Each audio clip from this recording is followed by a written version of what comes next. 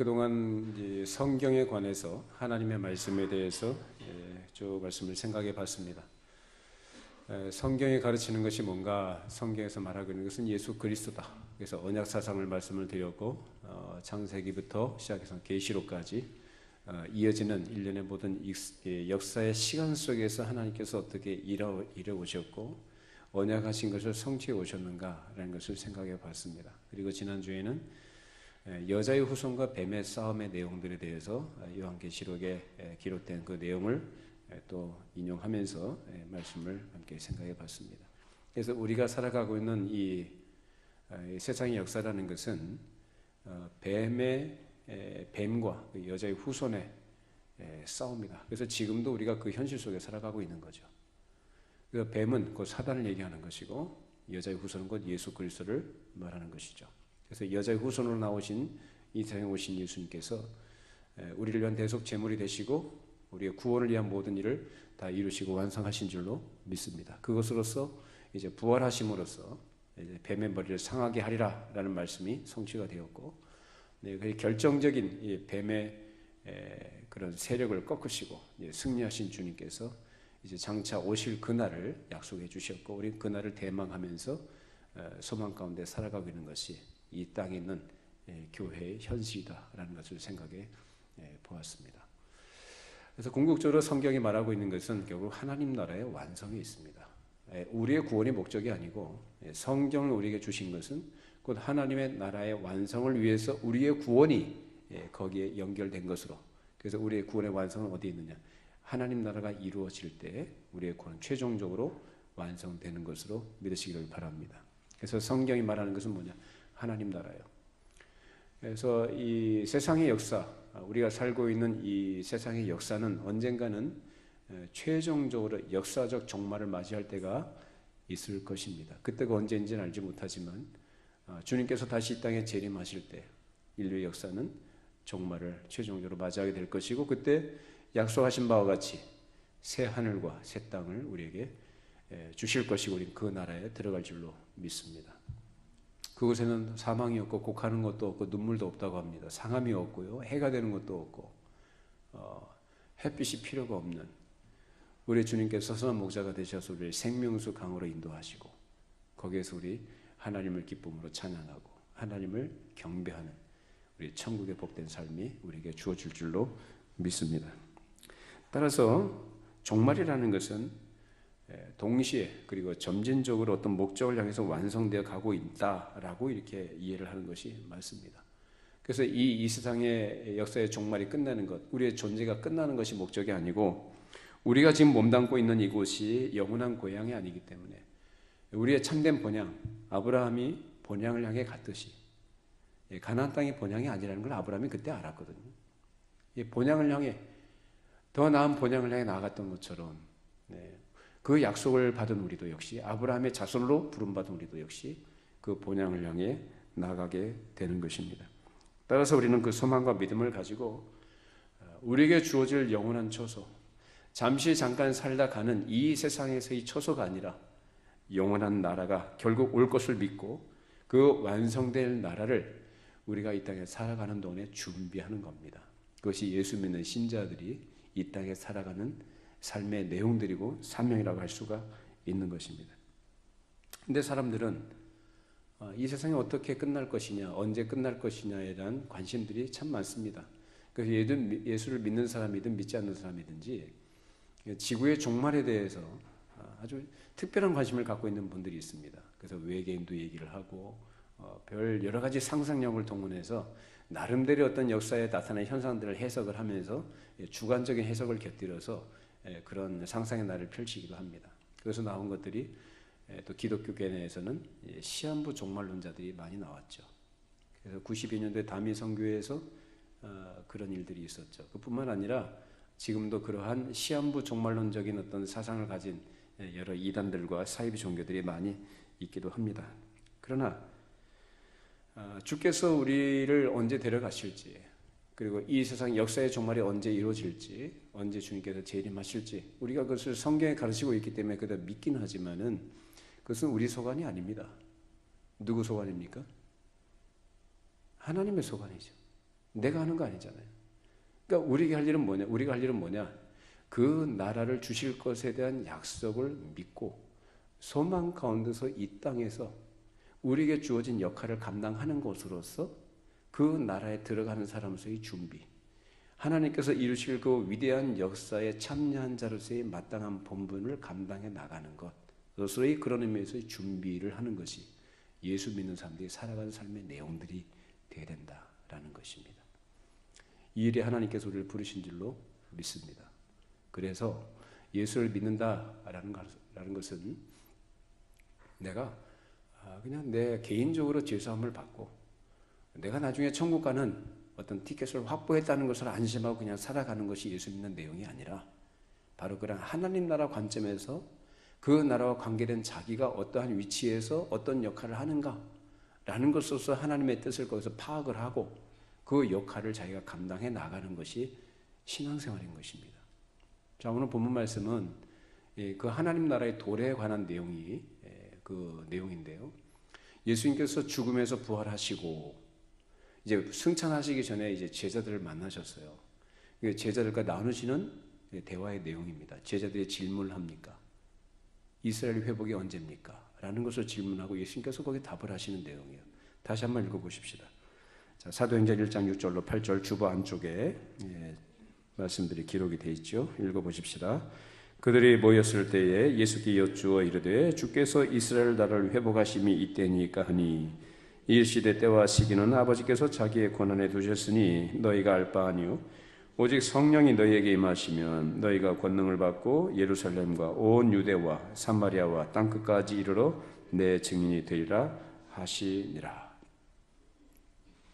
자, 이스라엘 회복할 때가 언제입니까? 라고 이렇게 질문하니까 예수님께서 하신 말씀의 요지는 뭐냐면 너희들이 아직 수준이 아직 안 된다. 그리고 때가 아직 아니다라는 것으로 말씀하십니다. 아직 멀었다. 그러니까 너희들이 이스라엘 나라가 회복되는 것, 즉 하나님 나라가 완성되는 것, 그것에 너희들이 관여할 바가 아니다. 너희들이 그 소관 아니니까 너희들은 뭐 하라고 합니까? 너희들이 이 땅에 있는 동안에 살아있는 동안에 뭐 하라는 겁니까? 증인 노릇하라고 말씀하십니다. 증인이 되라라고 그 말씀하십니다.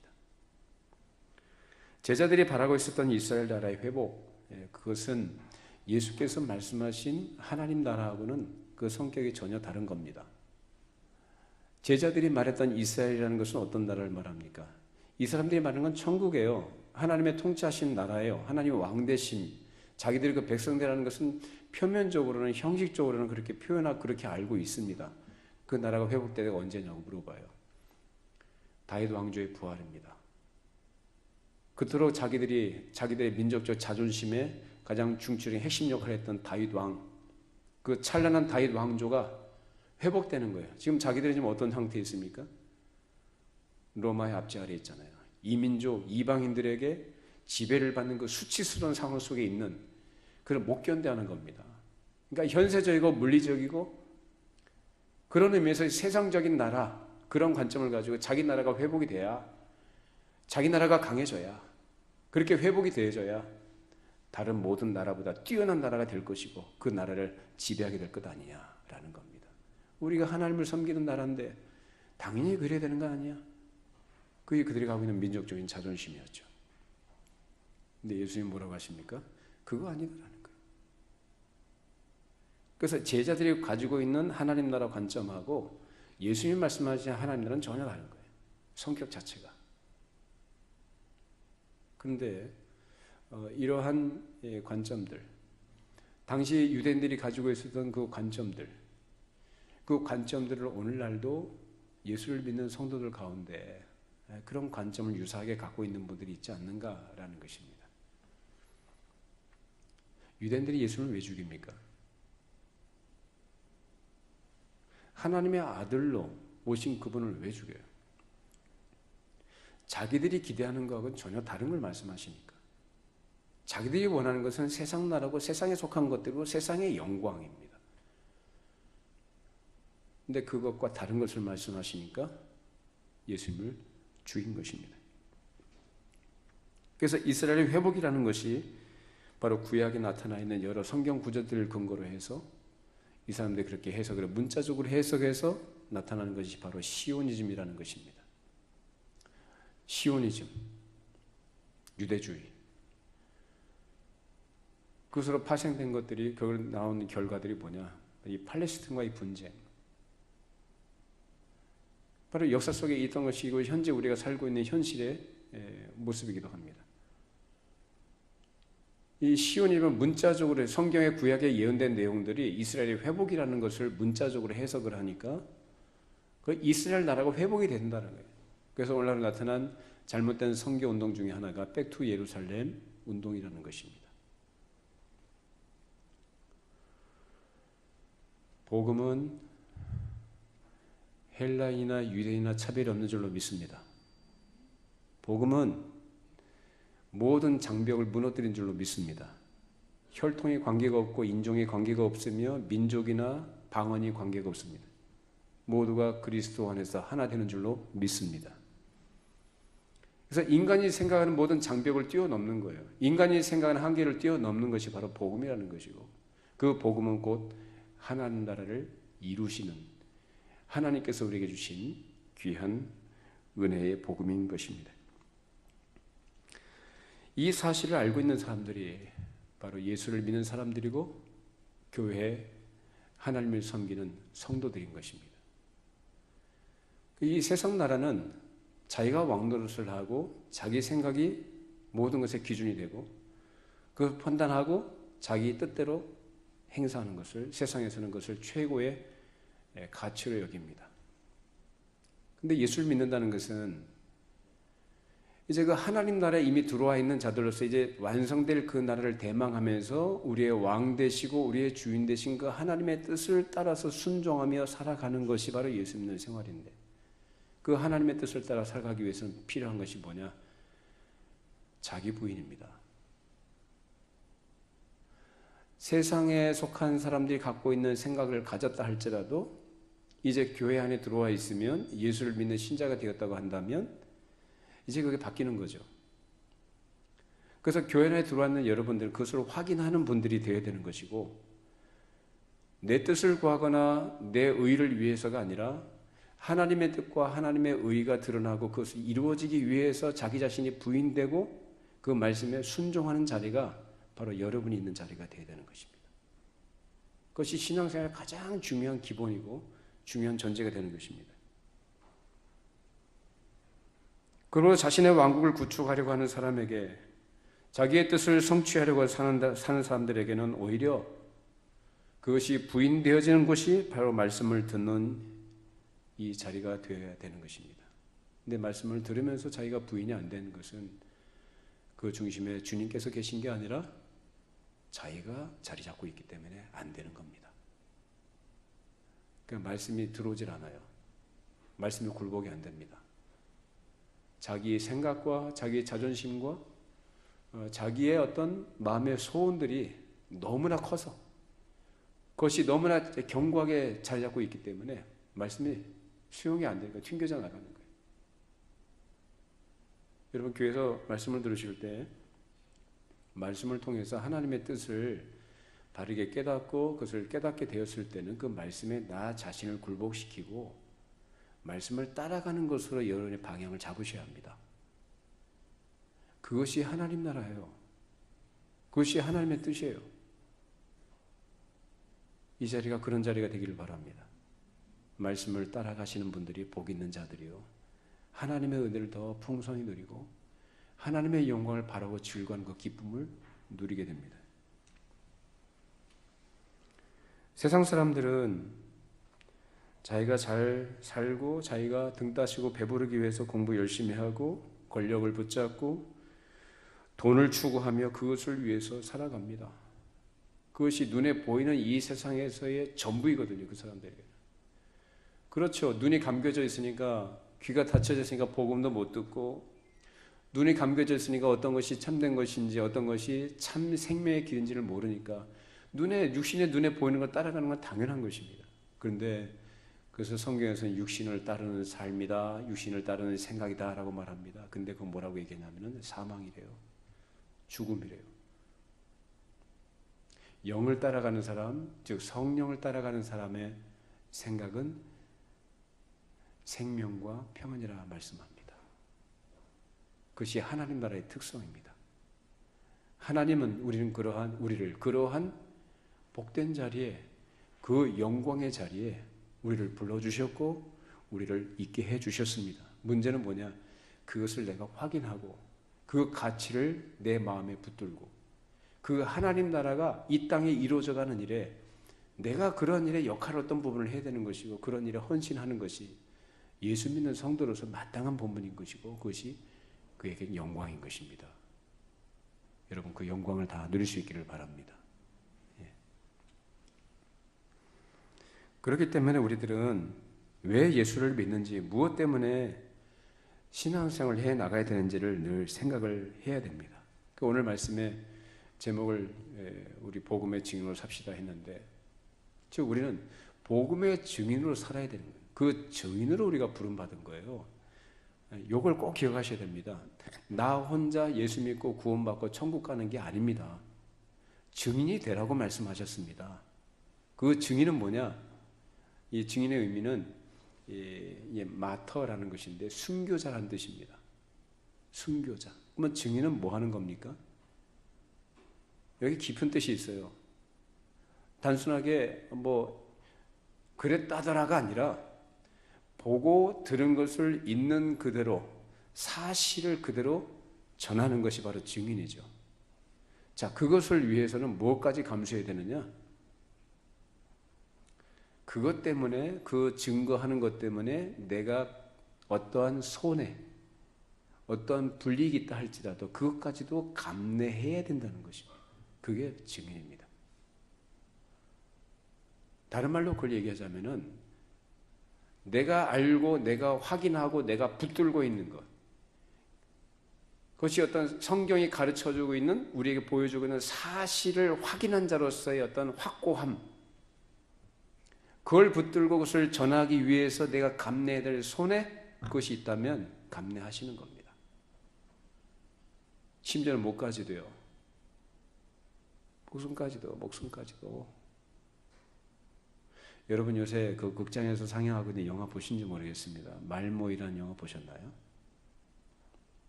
말모이라는 영화 꼭 보십시오. 아직 못 보셨으면.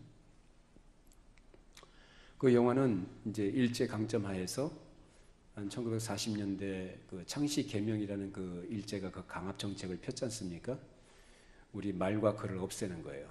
이름도 바꿔버리라고 하고 일본식으로. 그러니까 민족 정신 자체를 아예 말살하려고 하는 그 정책이 바로 창씨 개명이었고, 우리의 말과 글을 다 이제 없애고 억압적으로 모든 것을 다 폐간하고 못 쓰도록 그렇게 했었지 않습니까? 자, 그때 조선어학회를 중심으로 해서 우리의 말과 글을 보호하기 위해, 보존하기 위해서 여러 지방에 흩어져 있는 사투리들, 우리 언어들을 모아가지고 그것을 사전으로 만들려고 하는 작업들이 있었습니다. 그 당시 역사적인 배경으로 만들어진 영화가 그 말모이라는 영화인데, 그 조선어학회에 관계된 사람들과 그를 그 주변에서 물심양모로 도왔던 여러 사람들의 이야기입니다. 죽임도 당하고요, 총칼의 위협을 당하기도 하고 여러 가지의 사회적인 불이익을 다 당합니다. 그런 가운데 어떤 사람들은 현실과 타협하는 사람도 있는가 하면, 그런 사람들과 달리 자기 민족의 언어와 글을 지키기 위해서 목숨까지 내던지고, 누가 알아주지도 않고 누가 돈을 주는 것도 아닌데 그 숨어서 그 작업들을 하고 지켜내기 무더운 애를 쓰며 고문도 당하고,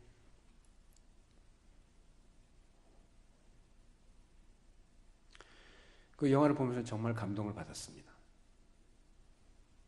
영화 끝나고 나서 그때 우리 목사님들 그때 봤었거든요. 먼저 그때 우리가 나눈 내용이 뭐냐, 야, 세상 나라의 말과 글도 그걸 지켜내기 위해서 저렇게 온갖 수모와 멸시와 손해를 감수하고 심지어 목숨까지 내놓는, 그것을 사명으로 해서 그렇게 살았던 사람들의 이야기. 하물며 하나님 나라를 증거하고 하나님의 말씀을 지키고 그것을 전하는 것을 사명을 하고 있는 우리가 어떻게 되겠느냐. 참 굉장히 강한 도전을 받았거든요. 그러니까 이런 부분에 있어서 좀 우리가 이게 치열한 싸움이지 않습니까? 복음을 지켜내는 것, 보존하는 것뿐만 아니라 내 것을 지켜내고 감내하는 싸움과 더불어서 그것이 증인으로서 살아가는 삶이라는 것이 세상에서 만만하지가 않거든요. 오히려 더 치열하죠. 눈에 보이지 않는 싸움이기도 하고 굉장히 무게감이 있고 치열한 이 싸움이 있는 것이 우리가 살아가는 삶의 현실인데, 신앙생활인데, 이 치열함들이 만약에 상실되지 않았는가 이런 생각을 해봐요. 그 이유가 뭘까요? 뭐 여러 가지가 이유가 있겠습니다만은 뭐 여자의 후손과 뱀의 싸움이라는 관점에서 보자면 뭐 사단의 여러 가지 역사들, 그 교활함과 강교함에 의해서 사람들을 공격하고 유혹하고 사람들을 그렇게 미혹을 하는 그런 역사들이 있죠. 자, 그런데 또 그런 가운데서 우리가 또 처해 있는 상황들과 환경들의 어떤 그 원인도 있다고 봅니다. 너무 편한 겁니다. 이 과거에 우리 예전에 사셨던 분들은 한 50년대, 60년대 그때 우리가 살았던 그 경험들을 보면 참 힘들게 살지 않았습니까? 우리 황교안 전 총리께서 그 방송에 나오셔서 인터뷰한 내용을 제가 좀 봤는데, 그때 그 당시 어렸을 때의 사진들을, 흑백 사진들, 어렸을 때 찍었던 사진들 몇 컷을 이렇게 보여주면서 그때 이제 설명을 하더라고요. 포장도 안 되는, 당연히 포장이 안 돼 있죠. 이 더럽고 지저분한 그런 그 환경 속에서 달동네 같은 그런 데서 운막 같은 데서 살면서 물지개 지고 날아가면서 먹을 것도 없어가지고 제대로 못 먹고 살던 그때가 있었다는 거예요. 그때는 한국교회 신앙이 정말 순수했습니다. 조그만 것에도 감사할 줄 알았고, 근데 그분이 하시는 말씀에 정말 춥고 배고프고 가난했지만 먹을 게 없었지만 그래서 가족끼리 사랑 안에서 참 행복했던 날들이었습니다. 그 얘기하시더라고요. 그러니까 뭐냐면은 오늘날은 예전과 비교했을 때 비교할 수 없을 정도로 너무나 좋아졌고 너무나 풍족해요. 교회도 물론 여러 교회들 가운데 많은 교회들이 있습니다만은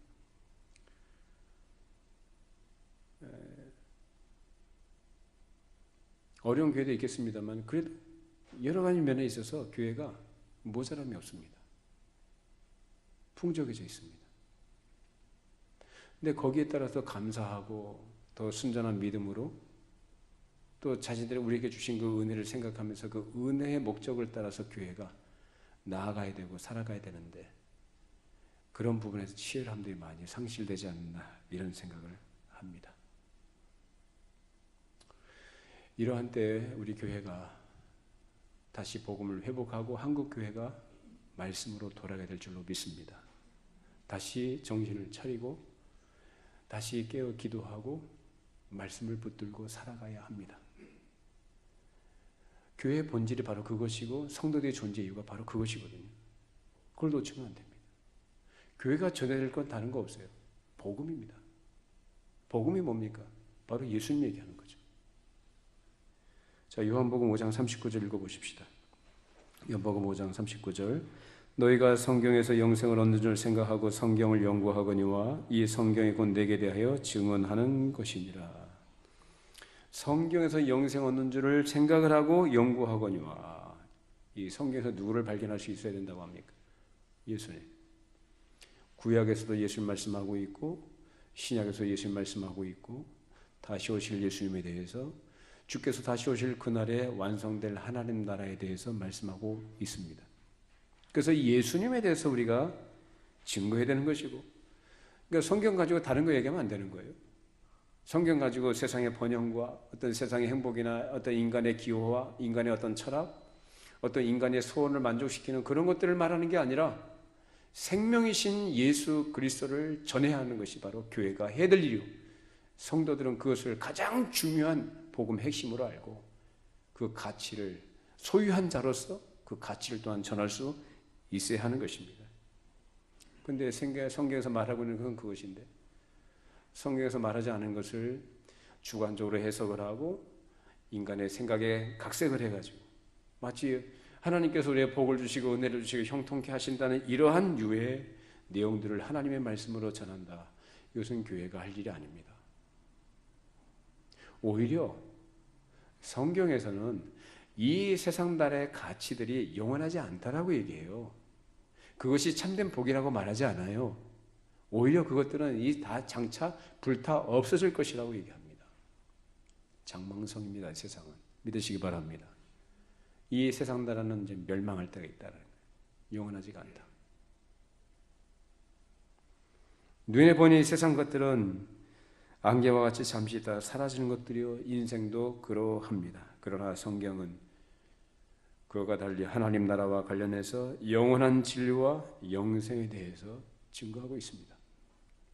요한복음 14장 6절 읽어보십시다. 예수께서 이르시되 내가 곧 길이요 진리요 생명이니 나로 말미암지 않고는 아버지께로 올 자가 없느니라. 예수님만이 길이요 진리요 생명인 줄로 믿습니다. 예수님이 이 외에는 구원의 길이 없습니다. 기독교 왜 그러냐? 원래 그래요. 기독교는.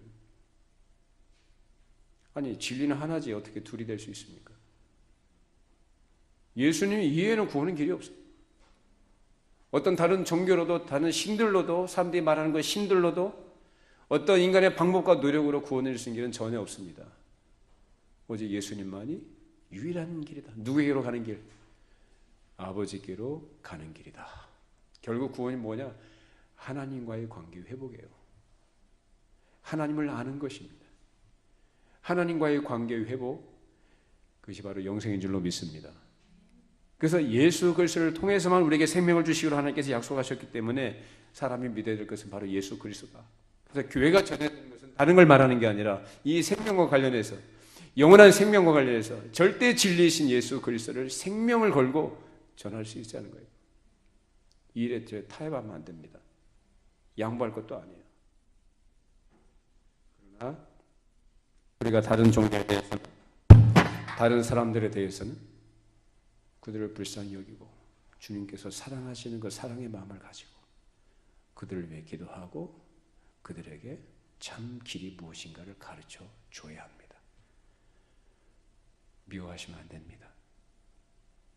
진리에 있어서는 배타적일 수밖에 없지만 인간으로서는 사랑의 대상인 줄로 믿으시기 바랍니다. 사랑하는 마음으로 하십시오. 따라서 이처럼 길과 진리와 생명이신 예수 그리스도를 믿도록 하기 위하여 성경에 기록된 것이라고 한다면 이것을 믿는 자들은 영생을 얻은 것이요 영생을 얻은 자들은 또한 이 영생을 얻는 길이 무엇인지를 다른 사람들에게 그대로 증거해야 하는 것이죠. 다른 걸 말하면 안 됩니다. 그러기 위해서 필요한 것이 뭔가요? 성경이 말하고 있는 내용들이 무엇인가를 잘 알아야 되는 것이고 그리고 성경이 말하고 있는 복음을 전하고 증거해야 될 대상인 이 세상이 어떠한 것인지에 대한 바른 이해가 있어야 합니다. 디모데후서 4장 1절로 8절 말씀 읽어보십시다. 하나님 앞과 살아있는 자와 죽은 자를 심판하실 그리스도 예수 앞에서 그가 나타나실 것과 그의 나라를 두고 엄히 명하노니 너는 말씀을 전파하라. 때를 얻든지 못 얻든지 항상 힘쓰라. 범사에 오래 참음과 가르침으로 경책하며 경계하며 권하라. 때가 이르리니 사람이 바른 교훈을 받지 아니하며 귀가 가려워서 자기의 사욕을 따를 스승을 많이 두고 또 그 길을 진리에서 돌이켜 허탄한 이야기를 따르리라. 그러나 너는 모든 일에 신중하여 고난을 받으며 전도자의 일을 하며 내 직무를 다하라. 전제와 같이 내가 벌써 부어지고 나의 떠날 시각이 가까웠도다. 나는 선한 싸움을 싸우고 달려갈 길을 마치고 믿음을 지켰으니 이제후로는 나를 위하여 의의 멸관이 예배되었으므로 주 곧 의로우신 재판장이 그날에 내게 주실 것이며 내게만 아니라 주의 나타나심을 사모하는 모든 자에게 도니라. 아멘. 때를 얻든지 못 얻든지 말씀을 복음을 전파하라고 합니다. 무엇을 근거로 하라고 합니까? 오늘 1절 말씀에 보면은 네 가지를 얘기하는데요. 하나님 앞과 또 살아있는 자와 죽은 자를 심판하실 그리스도 예수 앞에서 그가 나타나실 것과 그의 나라를 두고라고 얘기합니다. 이것이 우리가 복음을 증거하는 근거가 되어야 됩니다. 결국은 누가 심판하신다는 거예요. 주님께서 심판하신다.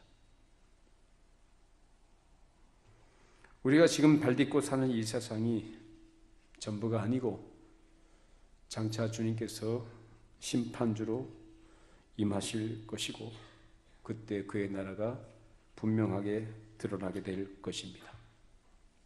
그것을 성경에 가르치니까 그걸 근거로 해서 복음을 전파하라고 합니다. 하나님은 오래 참으시지만, 길이 참으시지만 하나님의 정하신 때까지예요. 하나님께서 택하신 백성들이 다 구원에 참여할 때 그때가 끝입니다.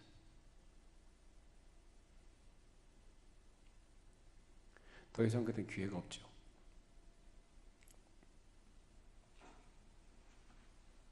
근데 이 세상의 현실은 어떻습니까? 그 하나님 나라 믿지 않죠. 보이지 않는 세계 믿지 않습니다. 우리가 하나님에 대해서 얘기하고 복음에 대해서 얘기하면 사람들이 하나님은 어디 있냐라는 말을 흔히 합니다. 나한테 보여줘봐라. 그럼 내가 믿겠다. 이런 얘기를 합니다. 그럼 여러분들 하나님 복음 믿었습니까? 믿게 하시는 분은 하나님이신 줄 믿습니다. 우린 눈에 보이는 것이 전부가 아닌 걸 알아요. 어떻게 알게 되느냐? 성령께서 알게 하십니다. 근데 성령이 없는 자연인들은 그야말로 육신의 눈밖에 없기 때문에 눈에 보이는 게 전부일 수밖에 없어요. 그래서 하나님을 믿지 않는 것이죠.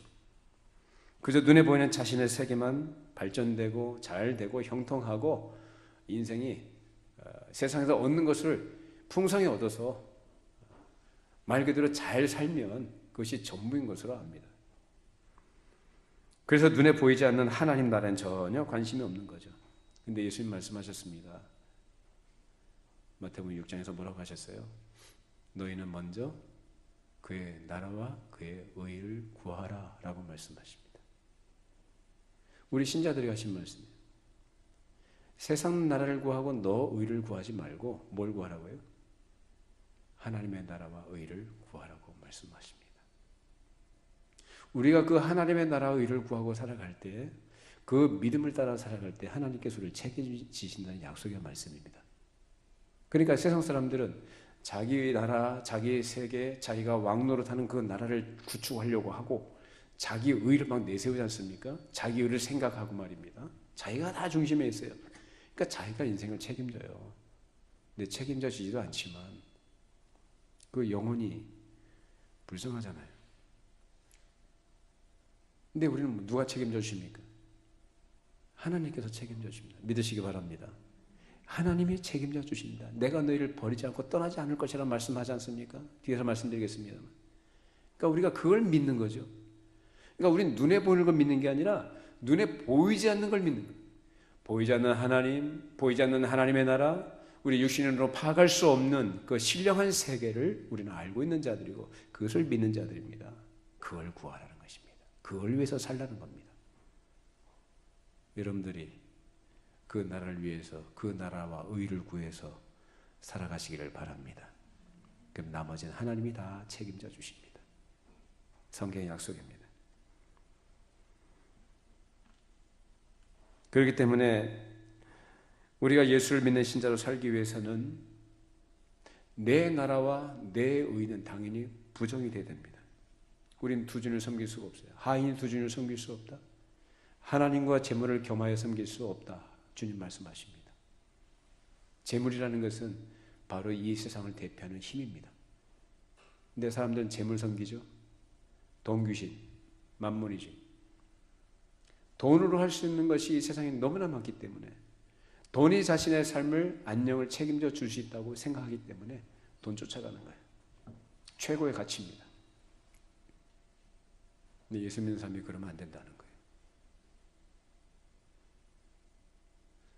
금보다 귀한 분, 우리 주님이신 줄로 믿습니다. 세상에 어떤 가치와 바꿀 수 없는 것이 바로 우리 주님이신 줄로 믿습니다. 우리 주님이 모든 것의 근원이십니다. 근데 어떻게 예수 믿는 사람들이 하나님도 좋고 세상도 좋다, 그렇게 해서는 증인으로 할 수가 없죠. 교회 와서는 하나님 나라의 증인이 되고 밖에 나가서는 세상과 똑같아지고 어떻게 증인으로 하겠습니까? 그 속이 바뀌지 않으면, 사상 자체가 바뀌지 않으면, 그 가치관이 바뀌지 않으면, 그래서 사람이요, 이 사상 체계라는 것은 그 안에 뭐가 들어가느냐에 따라서 사상 체계가 형성이 되는 거예요.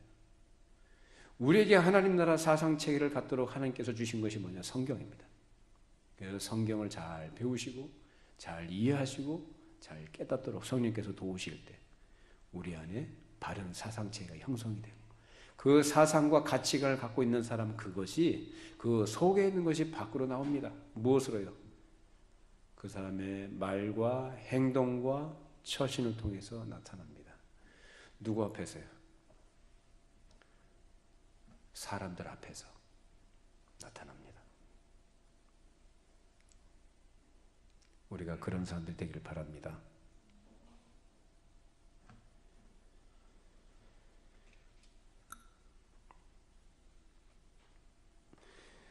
우리 예수를 믿는 사람들의 신앙 형태는 이처럼 하나님께서 말씀하신 대로 장차 나타나실 심판주와 그의 영원한 나라를 사모해야 되는 것이고, 그 나라를 사모하고 있기 때문에 하나님의 말씀의 약속을 붙들고 한 걸음 한 걸음 주님과 동행하는 삶을 살아야 하는 것입니다. 근데 이러한 것이 없는 사람들은, 그래서 때가 이르리니 사람들이 바른 교훈을 받지 않는다고 합니다. 귀가 가려워서 자기의 사욕을 쫓을 수성을 많이 두고 그 귀를 진리에서 돌이켜서 헛하는 이야기를 따를 것이라고 말씀합니다. 근데 이것은 앞으로 있을 일뿐만 아니라 지금도 그런 일들이 있고 옛날부터 사실 있어 왔습니다. 그러니까 자기가 듣기 좋은 얘기만 듣는 거예요. 자기 육신의 생각과 자기 만족을 채워줄 만한 그런 이야기, 그런 것을 가르치는 사람들을 좋아하고 그런 사람들을 따른단 말입니다. 그 진리에서 떠나는 거죠. 이스라엘 백성들이 가나안 땅에 들어가서 등 따시고 배부르니까 하나님을 찾습니까? 안 찾습니까? 안 찾았어요. 가나안 땅에 들어가 보니까 그들의 문화가 너무 좋아 보이는 거예요. 여자들도 예쁘고 그들이 구축해놓은 문화, 건축물들, 신전들 보니까 너무나 화려하고 좋은 거예요. 그러니까 마음이 미혹이 돼가지고 그거 따라갑니다. 그거 따라가니까 하나님을 등지게 되는 거죠. 하나님의 백성이라 이름은 갖고 있지만 그 마음속에 품고 있는 우상이에요. 그게 하나님이 진노하시죠. 기껏 애굽에서 건져내서 약속한 땅에 들어가도록 나는 그렇게 했는데 너희들은 왜 나를 배신하느냐. 누차 경고하심에도 그들은 말을 듣지 않습니다. 그만큼 사람은 고질스럽고 어리석고 미련합니다. 우리도 마찬가지예요. 우리가 힘들고 어려울 때가 있습니다. 신앙생활 하면서도 그렇고요. 어쩌면 신앙생활을 하기 이전에 그렇게 힘들고 어려운 때가 있어서 그때 하나님께서 나를 불러주시고 계기를 주셔서 복음을 듣게 하셔서 교회 안에 들어오도록 하신 경우도 있을 거예요. 자, 그런데 저도 그런 경험들이 있고요. 그런 분들도 저와 마찬가지로 여러 사람들 만나봤어요. 힘들 때는 하나님을 찾아요. 힘들 때는 기도도 더 열심히 하고 교회 예배도 잘 참석하고 신앙생활 바르게 하려고 해봅니다. 힘들 때는. 근데 비록 어렵고 힘들지만 그때는 그래도 믿음의 순전함이 있어요. 그런데 조금 일이 잘 되고 잘 풀리고 내가 기대하고 얻었던 것들이 이루어지고 성취가 되니까 하나님의 은혜를 사모하고 그 은혜를 누리던 것들은 다 잊어버리고 거기에 빠져서 살아갑니다. 저도 마찬가지입니다만은 여기에 계신 여러분들 한 분도 그런 분들이 없기를 바랍니다. 그건 참 어리석은 거죠.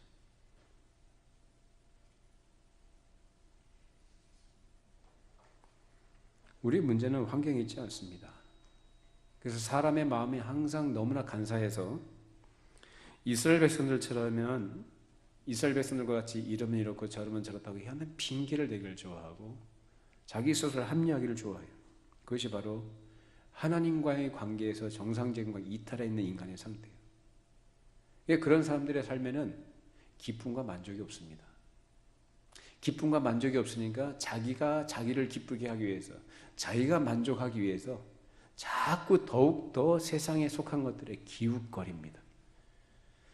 사람이 하나님과의 관계가 정상 안 되면요, 세상의 그 어떤 것을 만족을 못 누려요. 하나님을 만나야 되고 하나님께서 그 삶 가운데 계셔야 그 사람은 안정이 되고 평안을 누리고 만족을 얻습니다. 이것이 성경이 왜 가르치는 거예요?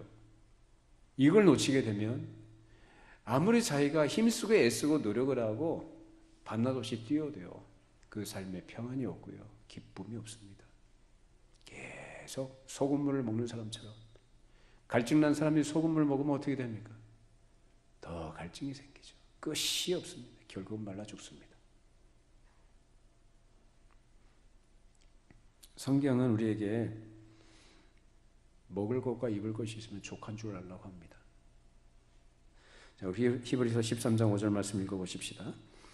돈을 사랑하지 말고 있는 바를 족한 줄로 알라. 그가 친히 말씀하시기를 내가 결코 너희를 버리지 아니하고 너희를 떠나지 아니하리라 하셨느니라.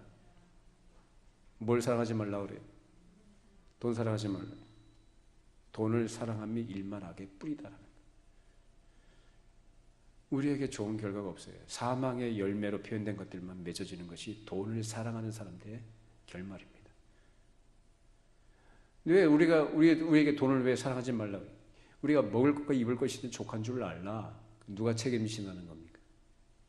하나님이 책임지십니다. 여러분 혹시 집에 쌀이 없어서 굶는 분 계신가요? 그런 분은 없으시죠. 옛날엔 먹을 게 없어서 풀뿌리, 나무뿌리 캐서 드셨다고 하지 않습니까? 근데 요즘은 그렇지 않아요. 근데 뭐가 문제냐면 환경의 문제가 아니에요. 우리 마음의 문제예요. 작은 것에 감사할 수 있어야 되고, 하나님께서 주신 것 모든 것에 감사할 수 있다면, 비록 풍족하진 않아도 먹을 것과 입을 것 주신 것 그 자체로 감사할 수 있습니다. 그런 감사의 여러분들의 삶이 되기를 바랍니다. 먹을 것 주셨고요, 입을 것 주셨고, 옷도 남아서 막 버리잖아요. 계속해서, 그래서 하나님으로 만족하지 못하면 만족이 없다고요. 다 이것저것 사들이고 그것을 사용해보고 누려보려고 해도 사람은 만족이 없다는 겁니다. 우리의 욕심이 얼마나 끝이 없냐면 온 우주를 우리에게 다 갖다 줘도 우리 마음에 구멍을 막을 수가 없답니다. 사람이 왜 욕심을 부리냐? 기뻐하기 위해서, 즐거워하기 위해서 욕심을 부리는 거거든요, 자기가. 근데 욕심을 부리면 기뻐하고 즐거워할 수가 없어요. 근데 욕심을 버리면 기뻐하고 즐거워할 수 있습니다. 우리 신자와 불신자가 다른 게 뭐냐? 자, 빌립보서 3장 17절 20절 읽어보십시다. 형제들아 너희는 함께 나를 본받으라. 그리고 너희가 우리를 본받은 것처럼 그와 같이 행하는 자들을 눈여겨보라. 내가 여러 번 너에게 말하였거니와 이제도 눈물을 흘리며 말하노니 여러 사람들이 그리스도의 십자가의 원수로 행하느니라. 그들의 마침은 멸망이요 그들의 신은 배요 그 영광은 그들의 부끄러움에 있고 땅의 일을 생각하는 자라. 그러나 우리의 시민권은 하늘에 있는지라. 거기로부터 구원하는 자 곧 주 예수 그리스도를 기다리노니. 불신자들, 즉 하나님 없이 살아가는 사람들은 어떻습니까? 십자가를 대적하는 원수로 삽니다. 이 사람들은 뭐라고 합니까? 마침이 19절에 멸망이고 그의 씨들은 배. 그들의 씨는 배요. 자기 만족. 자기가 행복하면 되는 거예요. 그리고 그 영광은 뭐예요? 그들의 부끄러움이 있고 땅의 일을 생각하는 자다. 영원하지 않다는 겁니다. 안개와 같이 잠깐 사라지는 것에 목숨 걸고 살아가는 거예요. 그러나 우리 뭐라고 합니까? 우리의 시민권 어디 있다고요? 하늘에 있다. 믿으십니까? 영원하고 신령한 나라. 근데 여러분 천국에 있는 거 정말 믿으세요? 정말 믿으세요? 눈에 보입니까? 안 보입니까? 안 보이죠? 미친 거 아닌가요 우리가? 정신 나간 거 아닌가요? 무슨 상상의 나라를 펴면서 그냥 나 혼자 좋아하는 건가요? 만약에 성경이 없이 그런다고 한다면 정말 미친 사람이죠. 근데 성경은 하나님의 말씀인 줄로 믿습니다. 진리예요. 절대 진리. 이 말씀을 통해서 우리에게 그것을 계시해 주셨고 알게 해주셨고 약속하신 것을 붙들게 하십니다. 우리의 믿음의 고백입니다. 그것이. 우리의 시민권은 하늘에 있다. 이 땅에 속한 게 아니라는 거예요. 그 시민권을 가진 자답게 이 땅에 있는 동안에 그 시민권을 가진 자로서 그 특권을 행사하실 수 있기를 바랍니다. 누구 앞에서요? 이 땅에 속한 사람들 앞에서. 그래서 어떻게 살아야 됩니까? 결국은 우리 삶의 문제입니다. 예수를 믿는다는 것은 개념으로만 존재하는 게 아니라 내 상상으로만 아니라 내 희망사항이 아니라 결국은 삶으로 나타나게 되는 거예요. 여러분 사도행전 2장에 보면은 초대교회 예루살렘의 모습에 대해서 기록이 되어 있죠. 오직 성령이 너에게 임하면 너희가 권능을 받고 예루살렘과 온 유대와 사마리아와 땅끝까지를 내 증인이라 말씀하신 바와 같이 예루살렘으로부터 시작이 되죠. 믿으십니까? 예루살렘 초대교회의 모습이 어떻게 나타나느냐 하면 유무상통해요. 유무상통. 자기 것을 자기 것이라 하지 않고 어떻게 해요? 있는 것을 다 있는 자들은 팔아서 어떻게 해요? 사도들에게 갖다 주고 교회적으로 그것을 어떻게 해요? 골고루 사람들에게 나눠주는, 필요를 따라 나눠주는, 서로 함께 모여서 하나님을 찬미하고 함께 떡을 떼며 즐거워하는 모습. 그 당시 예수 믿는 성도들의 모습이었다. 교회의 모습이었다는 거예요. 근데 외부에서 볼 때 그거 어떻게 보일까요? 저 사람들은 어떻게 저렇게 할 수 있을까? 그건 불가능한 얘기입니다. 왜? 사람은 기본적으로 자기 것을 확보하려고 하는 것이 본능이거든요. 자기 것을 주장을 하고 더 많이 확보해야 자기 안녕을 확보할 수 있다고 생각하기 때문에 그것에 집착하는 거거든요. 소유권 주장하고요. 근데 성도들은 안 그랬어요. 있는 사람들이 다 자기 걸 팔아서 없는 사람들에게 함께 나눠줬다. 그것은 무슨 얘기입니까? 세상 사람들이, 땅에 속해 있는 사람들이 땅의 것을 의지하고 그것을 추종을 하고 그것이 전부인 것으로 알고 살아가는 사람들이 아니다라는 거예요. 예수 믿는 사람들. 우리는 그것을 의지하고 믿고 기대하는 사람이 아니다. 누구 의지한다? 하나님 의지한다. 우리 믿음으로 사는 사람들이다. 그것이 세상에서 얻을 수 없는, 세상 사람들이 살아가는 삶과 비교가 안 되는 아주 탁월한 삶이었던 거죠. 그러니까 사람들이 볼 때 어떻게 저 사람이 저렇게 살 수 있나? 저 사람 말하는 거나 저 사람 살아가는 삶의 모습을 보니까 정말 다르다. 그것이 빛이고요. 그것이 소금이라고 합니다. 그것이 신자답게 사는 것이고 그것이 증인입니다. 우리가 복음을 증거할 때 구체적으로 우리의 말로써 전하는 것도 정말 필요하지만 그 이전에 또 그와 함께 동시적으로 필요한 것이 뭘까요? 내 속에 있는 가치관이 어떠한 것인지를 그 모습을 통해서 드러낼 수 있어야 합니다. 생각은 전혀 딴 데가 있는 말이 그렇게 나오지 않습니다. 그건 위선이죠. 내 속은 그렇지 않은데 전혀 아닌 것처럼 말하는 건 위선이에요. 그거는 위증이라고 합니다. 큰 죄입니다. 우리 속사람이 새로워지기를 바랍니다. 성령으로 새로워지기를 바랍니다. 성령으로 늘 충만하시기를 바랍니다. 성령으로가 아니면 우리는 새 사람이 안 됩니다. 그래서 성령으로 충만해야 되고 성령의 지배를 받고 성령을 따라가야 합니다. 그러할 때 우리의 생각이 맑아지고요. 우리의 생각이 하늘나라의 시민권을 가진 자로서의 가치관으로 채워져 가고 그것을 우리의 말과 우리의 행동을 통해 사람들과의 관계의 처신을 통해서 나타나게 됩니다. 그것이 바로 증인 노릇하는 겁니다. 우리 주님께서 우리를 부르시는 그날까지 이 싸움이 쉽지 않지만 증인으로 살아갈 때 당해야 되는 또 감수해야 되는 여러 가지 어려움과 손해가 있겠지만 그런 걸 두려워하거나 겁내지 말고 하나님께서 나와 함께 하신다는 것, 또 나를 통해서 하나님께서 당신의 뜻을 이 땅에 펼치시고 이루신다는 사실에 그 일에 나를 참여케 하신 것을 정말 감사하고 영광스럽게 생각하면서 주께서 부르신 그날까지 또 이 땅에 주께서 오실 그날까지 교회로서의 사명과 신자로서의 사명을 충성되이 감당하는 복음의 증인 노릇하는 저와 여러분이 되기를 바랍니다. 기도하겠습니다. 거룩하신 하나님 아버지,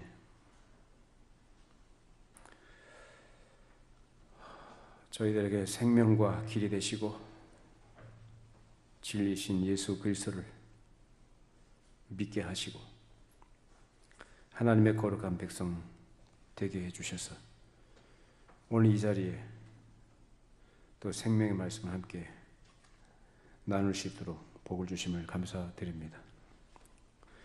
복음의 증인이 되라고 말씀하셨는데 복음의 증인이 되기 위해서 우리가 알아야 될 것들과 우리가 갖춰야 될 부분들, 또 우리에게 요구되는 신자된 마땅한 책임들이 무엇인지 함께 생각해 보았습니다. 우리의 삶이 하나님 앞에 참으로 바르고 착하고 의로운 삶이 되게 해주시고 바른 복음 안에서 하나님의 선하신 뜻이 이 땅에 이루어지는 일에 그런 일에 쓰임받고 헌신하는 영광된 삶을 우리 모두가 살아가도록 그 소원을 품게 해주시고 성령을 따라 행할 때에 우리의 삶에 하나님의 또 복 주시고 인도하시는 것들을 경험하게 하시고 아직까지 어둠 가운데 방황하는 영혼들을 빛의 길로 생명의 길로 인도할 수 있는 참으로 복 있는 증인들이 다 될 수 있도록 축복하여 주시옵소서. 우리의 연약함을 아시는 주님, 늘 우리를 강건하게 해주시고 붙들어 주셔서 이 세상에 지지 말게 하시고 힘써 싸워 이겨나가는 가운데 어둠이 물러가게 하시고 우리 가운데 있는 부정적인 것들 다 떠나가게 하시고 하나님의 선하심과 인자하심과 하나님의 거룩하심이 그런 일에 증거되고 우리가 그런 일에 헌신할 수 있는 하나님의 성도들 다 되게 하여 주시옵소서. 예수님의 이름으로 기도합니다. 아멘.